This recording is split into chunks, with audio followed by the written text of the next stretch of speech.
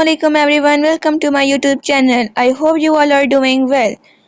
तो आज हमारा टॉपिक है cytoplasm chapter number 1 first year का सेल स्ट्रक्चर एंड फंक्शन।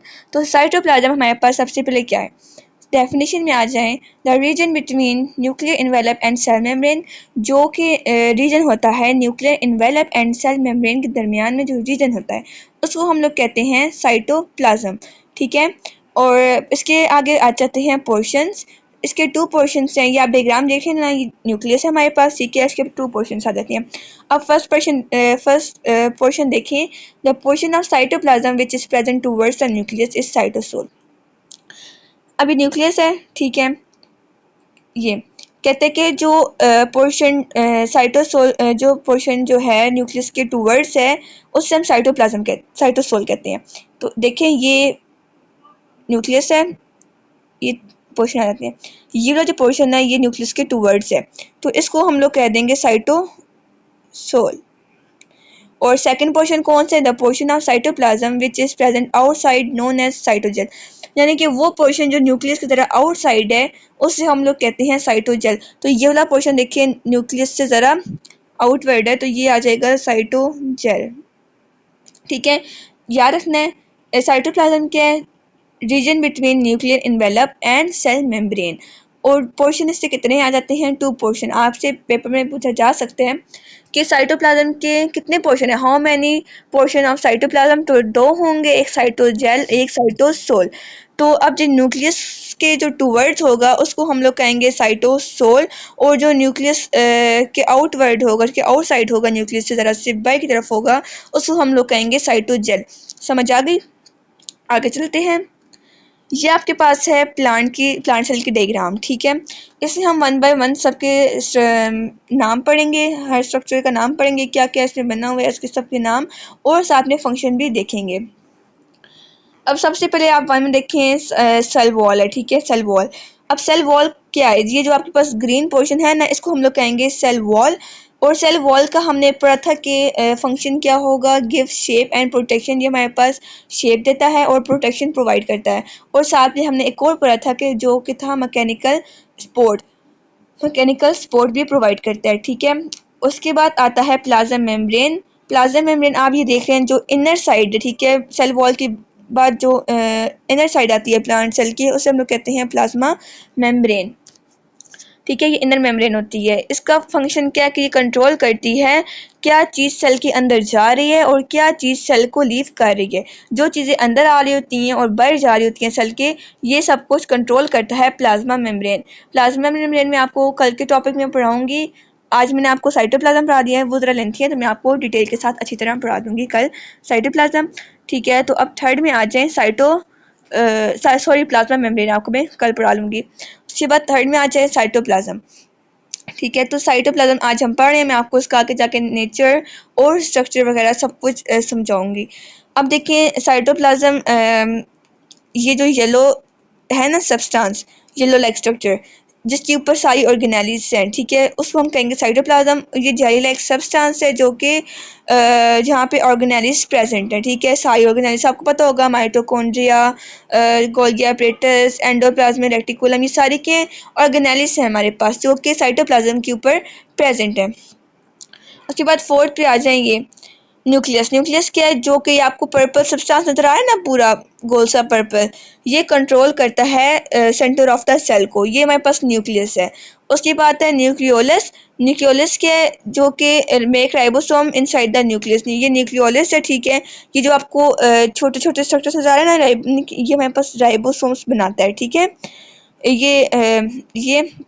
ये ठीक है, हमारे पास क्या बनाता है, मेक राइबोसोम इनसाइड न्यूक्लियस के अंदर राइबोसोम्स बनाता है। ठीक है, याद रखना है। और ये न्यूक्लियोलस है, सेंटर में छोटा सा पोर्शन, ठीक है, जो कि राइबोसोम्स बनाता है। उसके बाद आता है एंडोप्लाज्मिक रेटिकुलम। ठीक है, ये क्या है, हमारे पास नेटवर्क ऑफ मेम्ब्रेन्स है। ठीक है, क्या है, नेटवर्क ऑफ मेम्ब्रेन्स, ये आपके पास जो पर्पल सब्सटेंस है ना, इसको कहते हैं। ठीक है, नेटवर्क ऑफ मेम्ब्रेन है, इसकी शॉर्ट फॉर्म ER है। ठीक है, आप लिख सकते हैं, पर अगर आप पेपर में बेस्ट यही होगा कि फुल फॉर्म लिखें। अगर टाइम कम होता है तो तब आप लिख सकते हैं शॉर्ट फॉर्म। अच्छा, इसकी एंडोप्लाज्मिक रेटिकुलम की दो टाइप्स हैं, स्मूथ एंड रफ। अब रफ कौन सी है? जिसकी सरफेस पे राइबोसोम प्रेजेंट होते हैं ना, उसको हम लोग कहते हैं रफ एंडोप्लाज्मिक रेटिकुलम। और वो रफ भी इसी वजह से होते हैं क्योंकि उनके सरफेस पे राइबोसोम्स प्रेजेंट होते हैं। नेक्स्ट टाइप है ये स्मूथ एंडोप्लाज्मिक रेटिकुलम। इसकी सरफेस में हमारे पास राइबोसोम प्रेजेंट नहीं होते, इस वजह से ये हमारे पास स्मूथ है। ठीक है, 7 पे आ जाए गोल्गी अपरेटस।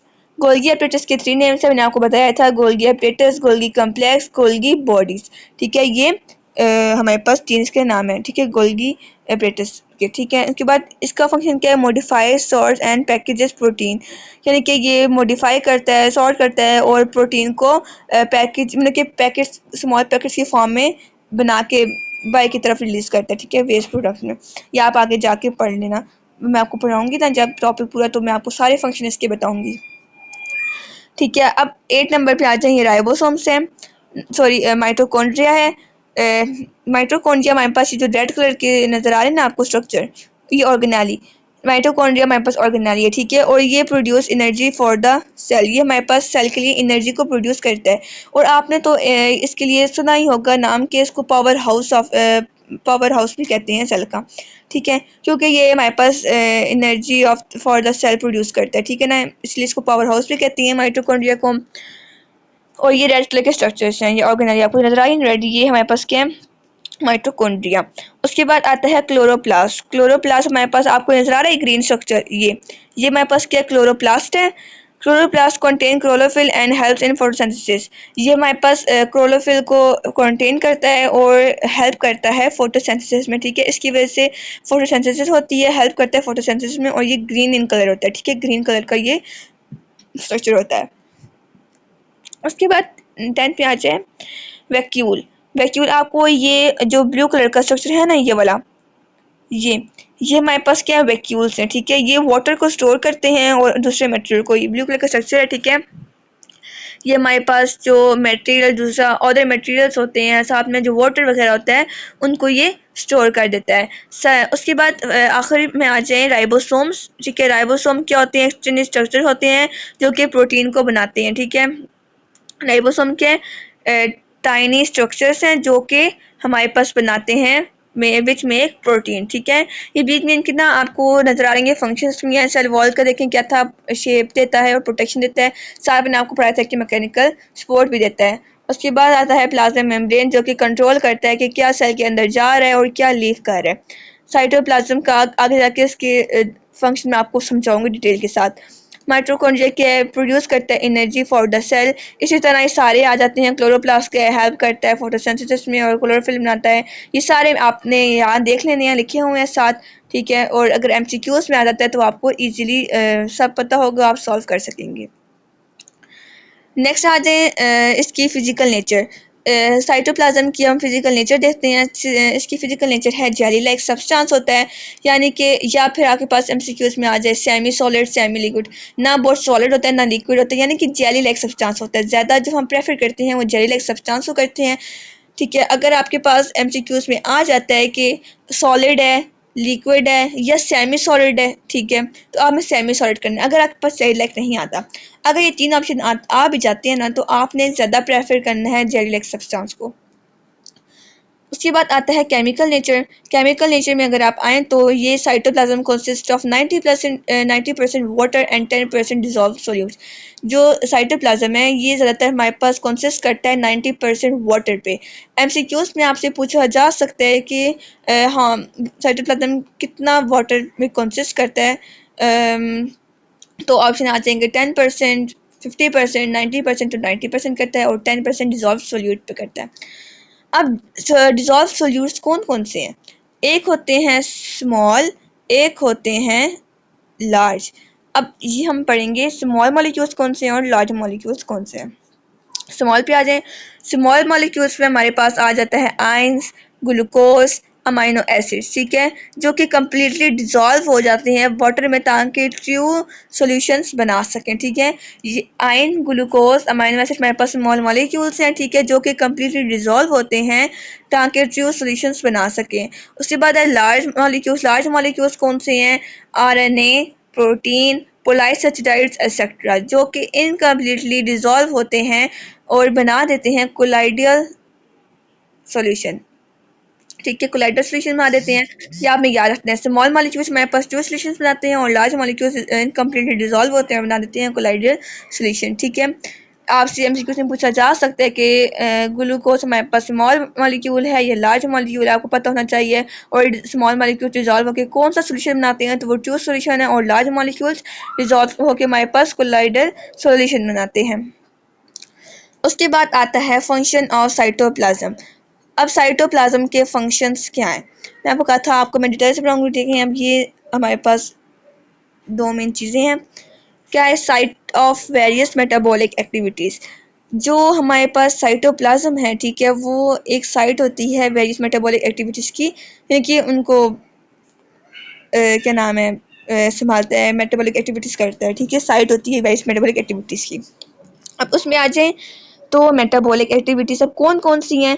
ग्लाइकोलाइसिस, ठीक है, ग्लाइकोलाइसिस हमारे पास क्या है, breakdown of glucose into 2 pyruvic acid. आपने नाइन्थ में पढ़ा होगा कि जो ग्लाइकोलाइसिस है उसमें ब्रेकडाउन ऑफ ग्लूकोज होती है 2 पायरोविक एसिड में। ठीक है, तो ग्लाइकोलाइसिस आपको पता होना चाहिए कि क्या किसे कहते हैं, तो वो यही है कि जिसमें ग्लूकोज ब्रेक डाउन हो जाता है 2 पायरोविक एसिड्स में।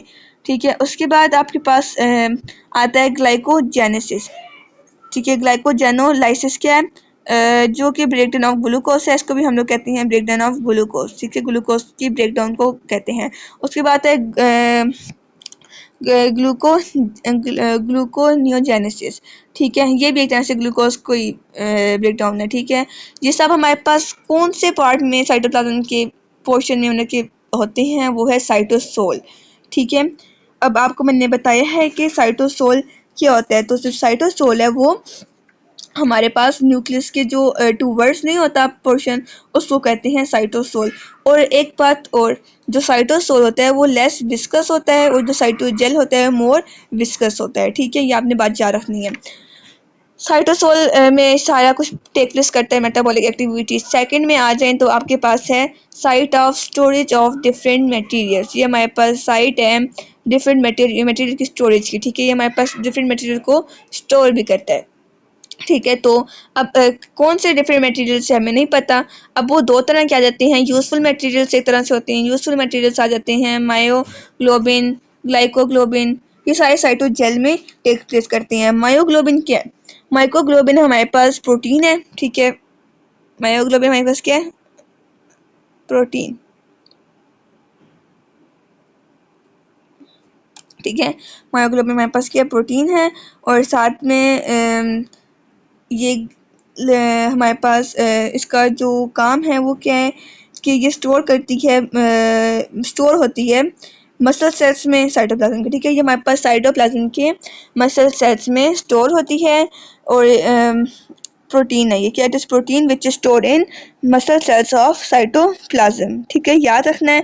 आपसे पूछा जा सकते हैं एमसीक्यूज में कि मायोग्लोबिन क्या है हमारे पास, तो वो हमारे पास प्रोटीन है जो कि स्टोर होती है muscle cells of cytoplasm which store in muscle cells of cytoplasm. उसके बाद आता है ग्लाइकोग्लोबिन जो है ये भी एक तरह की प्रोटीन है। ठीक है, जो कि store in cytoplasm of muscle cells. ये हमारे पास स्टोर होती है cytoplasm of muscle cells and liver cells. ये लिवर सेल और मसल सेल के साइटोप्लाज्म में स्टोर होती है। ठीक है, और ये हमारे पास टेक प्लेस करती है साइटोजेल में। और साइटोजेल हमारे पास क्या है, जो कि न्यूक्लियस के आउटसाइड है। ठीक है, जो न्यूक्लियस है उसके आउटसाइड है, आउटसाइड वाली तरफ पोर्शन में है। ठीक है, ये टूवर्ड्स है और ये आउटसाइड वाला पोर्शन जो है वो क्या है, साइटोजेल है। ठीक है, तो साइटोजेल में ये टेक प्लेस करती है।